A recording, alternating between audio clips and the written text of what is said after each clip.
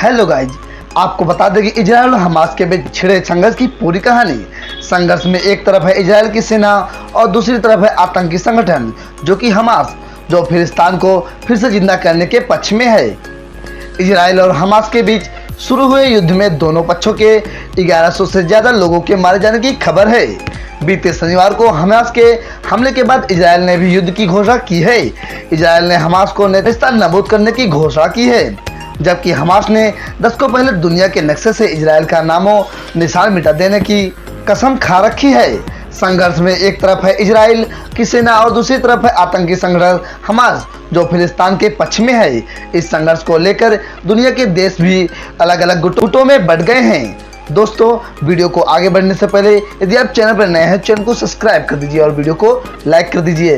तो चलिए वीडियो को कंटिन्यू करते हैं।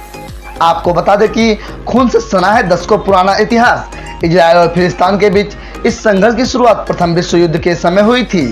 ओटोमन यानी उस्मानी साम्राज्य की हार के बाद ब्रिटेन ने फिलिस्तीन पर कब्जा हासिल कर लिया था। फिलिस्तीन में यहूदी अल्पसंख्यक थे जबकि अरब बहुसंख्यक थे। अंतर्राष्ट्रीय समुदाय ने ब्रिटेन के फिलिस्तीन में यहूदी मदरलैंड बनाने का काम सौंपा था।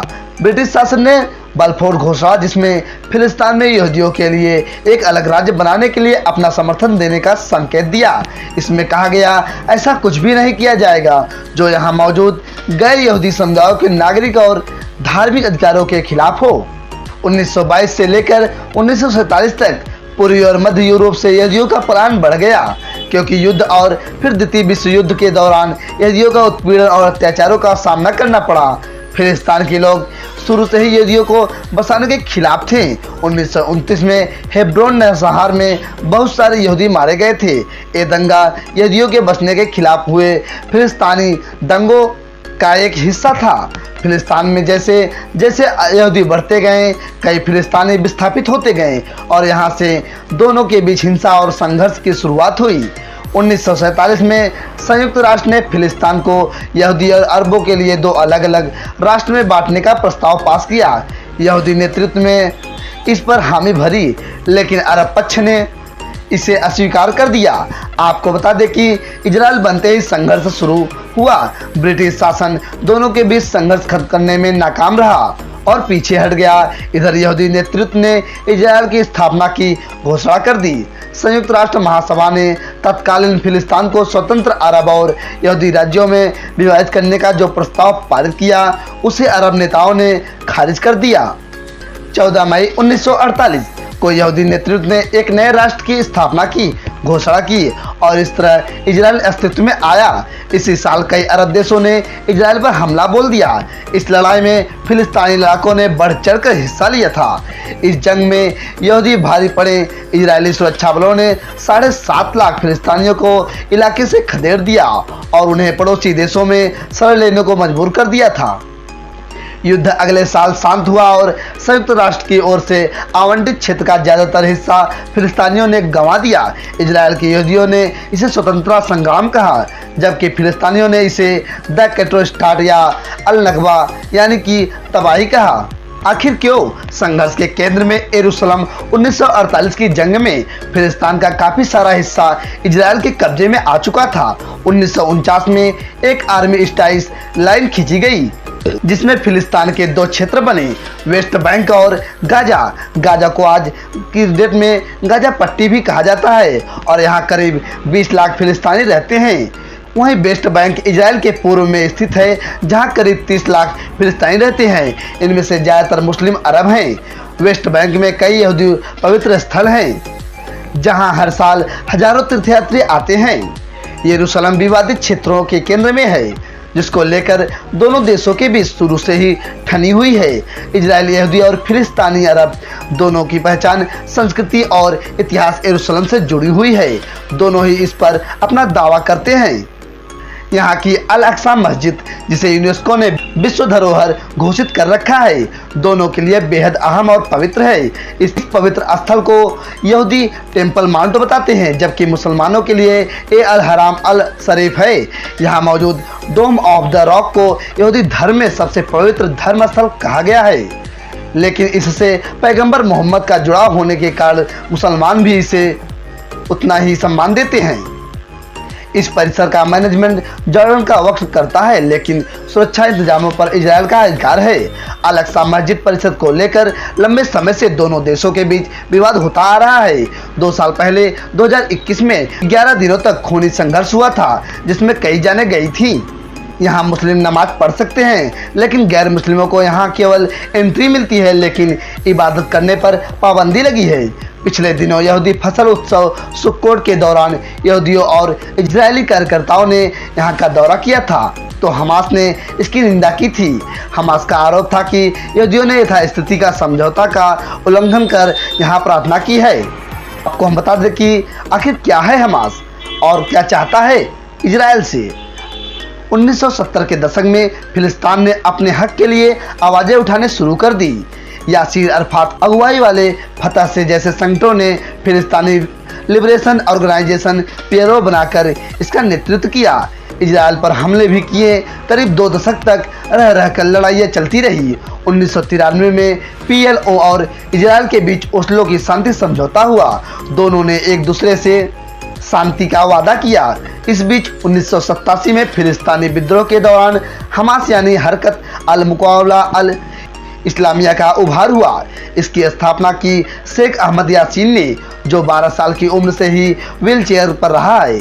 1 साल बाद हमास ने अपना चार्टर पब्लिश किया, जिसमें इजराइल को मिटाकर फिलिस्तीन में एक इस्लामी समाज की स्थापना की कसम खाई है। इजराइल और फतह के बीच हुए ओस्लो शांति समझौते की हमास ने निंदा की है। 1997 में अमेरिका ने हमास को आतंकी संगठन घोषित कर दिया था, जिसे ब्रिटेन और अन्य देशों ने भी स्वीकृति दी थी। 2000 के दशक की शुरुआत में दूसरे इंतिफादा विद्रोह के दौरान हमास का आंदोलन हिंसक होता चला गया। 2005 में गाजा पट्टी पर इजराइल के अधिकार छोड़ने के बाद हमास ने उस पर कब्जा कर लिया। 15 सदस्यों वाले पोलित ब्यूरो के माध्यम से संचालित होने वाले हमास के मुखिया अभी इस्माइल हनिये हैं। बताया जाता है कि वे कतर की राजधानी दोहा से इसकी कमान संभालते हैं। इसके मिलिट्री विंग की कमान मरवाना ईसा और मोहम्मद दैब के पास है। फंडिंग की बात करें तो ईरान इस वक्त हमास का सबसे बड़ा मददगार है, जिस पर हर साल करीब $100 मिलियन की मदद करने के आरोप लगते हैं। ताज़ा संघर्ष के लिए ईरान पर हमास को उकसाने के आरोप लग रहे हैं। ब्लूमबर्ग की रिपोर्ट के अनुसार ईरान में हुई कई बैठकों के बाद हमास ने इजराइल पर हमला किया। इजराइल को खत्म कर हमास नया फिलिस्तीन बनाना चाहता है और पूरे इलाके को फिलिस्तीन घोषित कर यहाँ इस्लामी साम्राज्य की स्थापना करना चाहता है। दूसरी ओर इजराइल ने हमले के बाद हमास को पूरी तरह खत्म करने का संकल्प लिया है। संयुक्त सशस्त्र सेना इजराइल रक्षा बल IDF के जवान जवाबी कार्रवाई में लगे हैं। दोस्तों, आपको बता दें कि अब आगे क्या होगा। इजराइल और फिलिस्तीनियों चरमपंथी संगठन हमास के बीच छिड़े युद्ध में केवल एक ही विजेता होगा। ये न तो इजराइल होगा और न ही हमास। पढ़ते हुए बहुत अजीब लग रहा है, पर आपको बता दें, लेकिन एक्सपर्ट का यही मानना है। कुछ एक्सपर्ट का कहना है कि इजराइल पर अचानक हुए हमले में ईरान का हाथ हो सकता है। ईरान के नेताओं ने हमले पर प्रोत्साहन और समर्थन के साथ प्रतिक्रिया भी व्यक्त की है। उनका दावा है कि हालिया जंग के पीछे ईरान है और वो अपने मंसूबे में कामयाब होता दिख रहा है। डेनवर यूनिवर्सिटी के कोरेबल स्कूल ऑफ इंटरनेशनल स्टडीज में रिसर्चर एरोन किंगटन ने अपने आर्टिकल में लिखा है, मध्य पूर्व की राजनीति और सुरक्षा के एक विश्लेषक के रूप में मेरा मानना है कि दोनों पक्षों के हजारों लोग पीड़ित होंगे, लेकिन जब धुआं शांत हो जाएगा तो केवल एक ही देश के हित पूरे होंगे और वो देश है ईरान। युद्ध के कम से कम 3 संभावित परिणाम हैं और सभी ईरान के पक्ष में हैं। पहला, इजराइल की कठोर प्रतिक्रिया सऊदी अरब और अन्य अरब देशों को अमेरिका समर्थित प्रयासों से अलग कर सकती है। दूसरा, अगर इजराइल खतरे को खत्म करने के लिए गाजा आगे बढ़ना जरूरी समझता है तो इससे पूर्व यरूशलेम या वेस्ट बैंक में एक और फिलिस्तीनी विद्रोह भड़क सकता है, जिससे इजराइल में अस्थिरता बढ़ेगी। आखिरी संभावना यह है कि इजराइल अपने उद्देश्यों को कम ताकत के साथ भी हासिल कर सकता है और तनाव बढ़ने की संभावना को कम कर सकता है, लेकिन इसकी संभावना नहीं है। दो पक्षों में बटी दुनिया ईरान और यमन ने हमास के हमले का खुले तौर पर समर्थन किया है। वहीं दूसरी ओर Bharat, America, Britain, France, Italy, Japan जैसे देश इजराइल के समर्थन में खड़े हैं। वहीं यूरोपियन यूनियन ने भी कहा है कि इजराइल को अपनी संप्रभुता की रक्षा का अधिकार है। संयुक्त राष्ट्र, सऊदी अरब, ब्राजील और चीन ने दोनों पक्षों से शांति की अपील की है। दक्षिण अफ्रीका और रूस ने तत्काल युद्धाविराम का आह्वान किया है। वहीं तुर्की ने भी दोनों पक्षों से तनाव कम करने की अपील की है। दोस्तों, मेरा यह इन्फॉर्मेशन कैसा लगा कमेंट सेक्शन में जरूर बता दीजिएगा। यदि आप चैनल पर नए हैं, चैनल को सब्सक्राइब कर दीजिए और वीडियो को लाइक कर दीजिए। मिलते हैं किसी नेक्स्ट वीडियो में, तब तक के लिए जय हिंद।